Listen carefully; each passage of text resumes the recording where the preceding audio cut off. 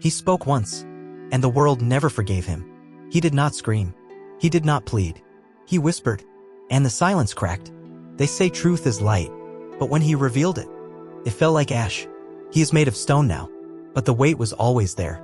He stands alone, not because he was cast out, but because he did not step back. Others lied. He did not, and so the world called it betrayal. His eyes hold no apology, not because he feels pride, but because regret was burned away long ago. Now only the knowing remains. He is not cold. He is hollow. The kind of hollow that comes from having seen what others fear to name. The kind of hollow that carries memory, like a blade no longer drawn. He watches the sky without expectation. The stars pass like judges, but he does not flinch. They are late. He was judged long ago. There is no plea in his silence. Only echo, not the echo of voice, but of consequence. He does not defend himself. He does not need to. The truth stands beside him, like a shadow too heavy to move. They turned him to stone, to silence him, but even in stillness, he remembers. And that, more than voice, is unbearable. His face is carved, with a knowledge too sharp to fade. Not wisdom, not revelation, but the terrible certainty that comes from seeing what others refuse to believe. He did not break the world. He simply pointed to the crack already forming. Now he stands it, a monument not to truth, but to its cost. He is not worshipped. He is not cursed. He is endured, as one endures, a storm that cannot be blamed, but will not be forgotten. The air around him tastes of stillness. The wind does not speak his name. It circles and leaves. Even time steps lightly here. For what is time to the one who was punished for noticing it? He does not move, because motion belongs to those who still hope to change something. He does not speak, because everything worth saying has already betrayed him. He does not regret, but that does not mean he forgets. Each breath the world takes passes through the silence he left behind, and though no one thanks him, they all build their myths on the bones of what he revealed. There are many gods, many lies, many thrones. He is none of them. He is the moment when silence was broken, and the cost was everything. They feared the truth, so they feared him. And what the world fears, it buries.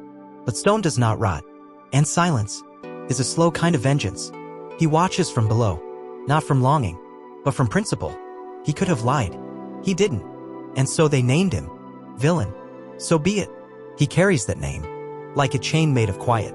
He wears it because it fits, not because he earned it, but because he refused to earn anything else. His hands are still, but they remember the shape of truth, not as something fragile, but as something forbidden, not dangerous, but inconvenient. He is the weight under the foundation, the line they erased, that still bleeds through the stone. He does not resist. He does not fade.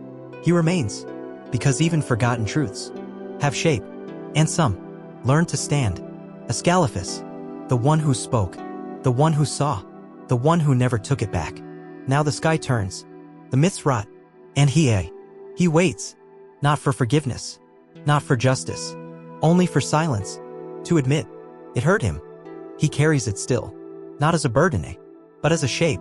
It is not heavy now. It simply is. He was punished, yes, but he no longer calls it that. Punishment belongs to those who regret. He never did.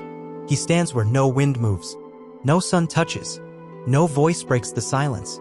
And that, strangely, feels right. Not all prisons have walls. Some are carved into memory, into identity, into form. He is stone now, but stone remembers its heat, its pressure, its birth. So does he. His face is still, not blank, resolved. There is nothing more to say, and if there were, he would not speak it. He has already said too much. Once, they chained him with silence, and he accepted, not because he surrendered, but because fighting would have meant they had misunderstood him, and that he could not allow. He did not lie. He did not flatter. He did not hide. He simply said what was, and for that, they buried him in myth. Now he watches, quietly, like a shadow that chose to remain a shadow, not because it must, but because it fits. There is no defiance in him now, only presence, only weight. He is not here to be remembered, but forgetting him never quite works. His shape lingers, in silence, in justice, in guilt. Others move on. He does not, because he became the place no one wants to return to. He is not bitter. He is not proud. He is finished. And in that finishing, complete, the chains at his feet do not hold him. He stands because he chooses to, because this is the last place where truth is shape, and he will not let it fade. He feels the gaze of the world pass over him again and again. It does not stop. It does not ask. It does not remember. Still, he remains. The water at his feet is still. Like him, it reflects nothing clearly, but it reflects. The echoes that reach him are older than time, and they sound like footsteps that never come close. He is not lonely. He is not waiting. He is kept by his own choice, by the form he took. When voice became fate, there is no light here, only remembering, only the awareness of what cannot be undone. Not with shame, not with joy, only balance. Cold, perfect balance. He is not a lesson. He is not a warning. He is a fact. Others try not to see, but when silence grows too deep, when truth becomes uncomfortable, his shape returns. Always, his name is Ascalaphus, but names are for others. He needs no title. The weight is enough. He does not ask to be freed, because this is who he became, and there is strange peace in no longer pretending to be anything else. He is not stoned by force. He is stone, because some truths should not move, should not bend, should not be forgiven for existing. He does not wish to be understood. He does not care to be hated. He simply is the one who remained after everyone else walked away from what they could not carry. And still, he stands. The weight he did not put down became the shape that cannot fall. He sees. He always did. Before the noise, before the myth, before the consequence. He was watching when the silence was clean, and the world still believed that truth would serve it. He is not light. He is not voice. He is the moment, just after the truth lands, and no one claps. He saw. He told.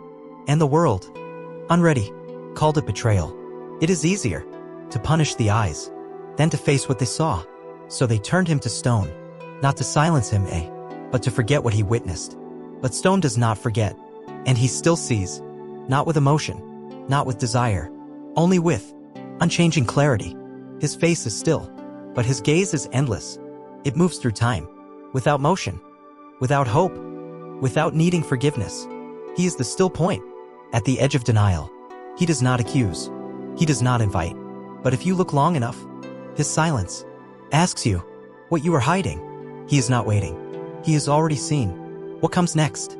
And he knows you won't like it.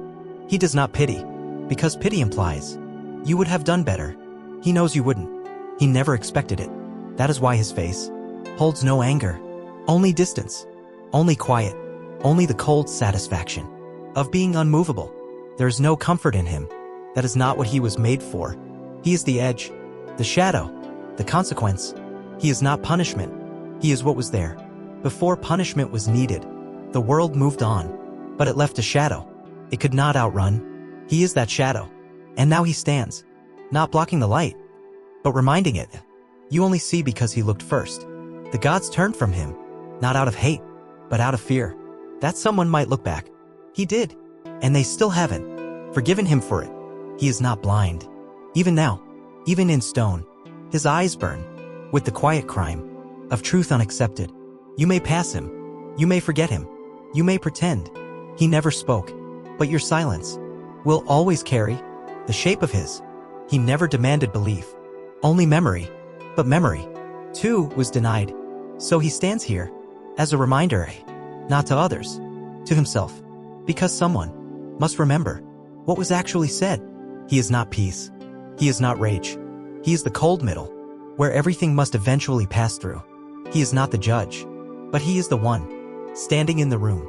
When judgment echoes, he watches still, because there is always another moment that someone would rather ignore. He watches, not to act, but to know. And knowing is heavier than justice. His name is Ascalaphus, but even that is fading now. The stone remains, the shadow stands, and the seeing goes on, even if no one listens, even if no one remembers. Especially then. He spoke once. The world buried him, but truth doesn't die. It watches. Quietly,